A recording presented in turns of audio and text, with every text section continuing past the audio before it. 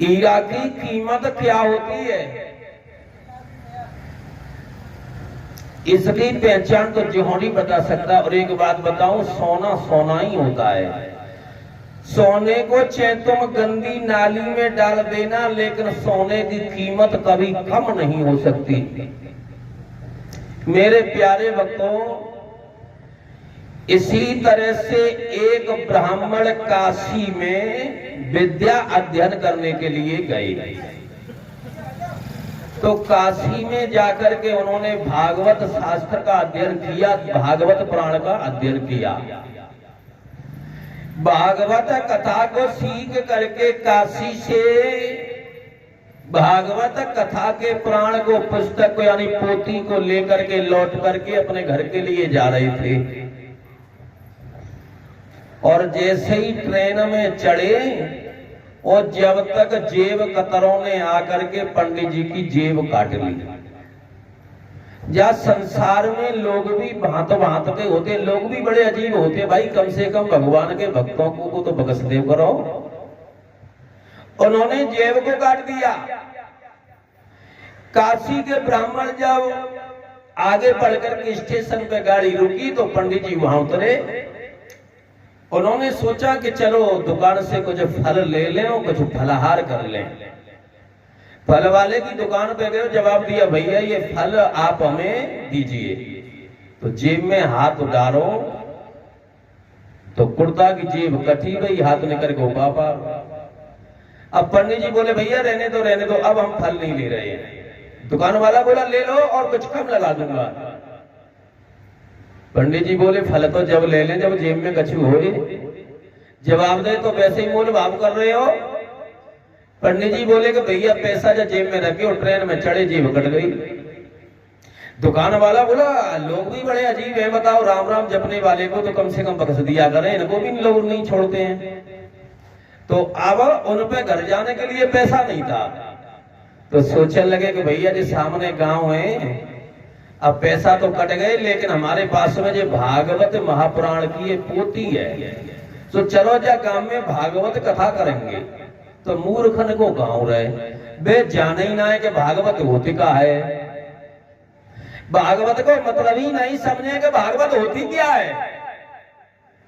तो एक पंडित जी के घर पहुंचे, कहने लगे अरे भैया ने बाहर निकल के आओ। पंडित जी ने खरे स्वभाव के बोले क्या बात है, कैसे आए हो, कैसे आवाज दे रहे हो। पंडित जी को बहुत बुरा लगा कि देखो हमें तनी दूर से आए, इन्होंने ये भी नहीं कहा कि बैठ जाओ, कि जलपान करो, कि थोड़ा आराम करो। अब जी सोचने लगे कि इनसे जी कहो कि हम काशी पढ़ के आए तो कछुने का प्रभाव पड़ेगा। कहने लगे अरे भैया हम काशी से पढ़ के आए, काशी से आ रहे हैं। तो वह गांव के पंडित जी बोले हमारे जान तुम कलकत्ता से आ जाओ, हमें क्या मतलब है। अब तो उन्हें बहुत बुरा लगा। कहने लगे कि इनसे जी कहो कि भैया हम आपकी बिरादरी के हैं तो थोड़ो कछु प्रभाव पड़ेगा। जवाब दो अरे भैया हम ब्राह्मण हैं भैया, हम भी पंडित हैं। तो नेक कछु बापे थोड़ो सो फर्क पड़ो। बोले अच्छा क्या बात है, बात बताओ। कहने लगे कि हम आपके गांव में भागवत करना चाहते हैं। तो भागवत में जाने ना है कि भागवत होती क्या है। कहने लगे भागवत क्या होती है, भागवत कैसी होती है।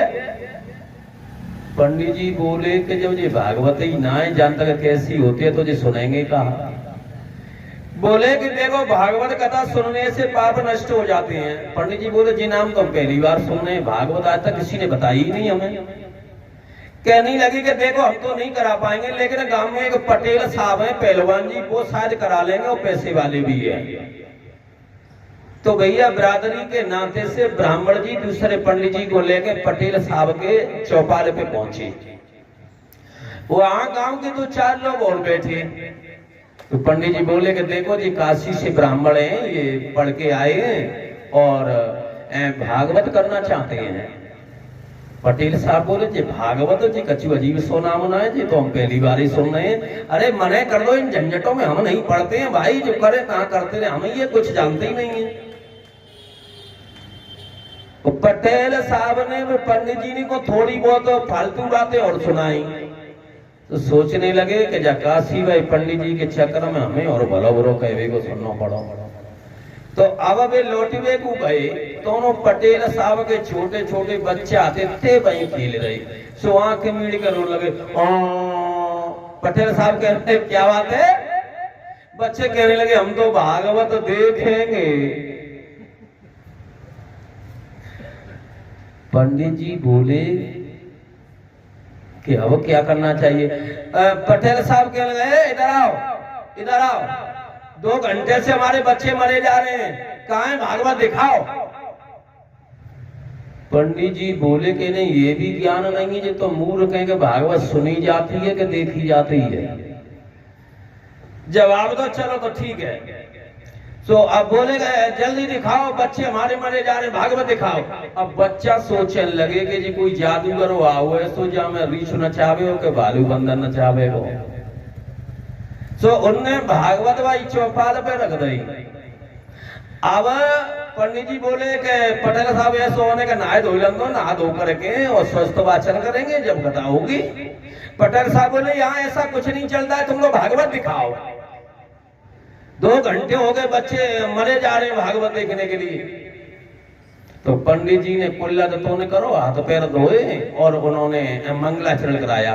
ओम पवित्र हो पवित्र होगा सर्वावस्था गतो पुंडरीका च ब्रह्मांत सुचे पुनः, इतना कह करके बैठ गए और उन्होंने पहला श्लोक स्टार्ट किया। ओम सच्चिदानंद रूपाय विश्वोत्पत्त्यादि हेतवे तापत्रे नाथा श्री कृष्णाम वयम नमः। पटेल साहब के दोनों बच्चे व पोती की तरफ देखने लगे कि जब पोती में देखे तो बंदर निकल के भगेगो के भालू निकल के आवेगो। ओके भैया जी बैठो ऐसो अपने मुंह में से लोगों के मोटे मोटे गोला निकालेगो जादू थे। बे तो पाए देख रहे दोनों पटेल साहब घरे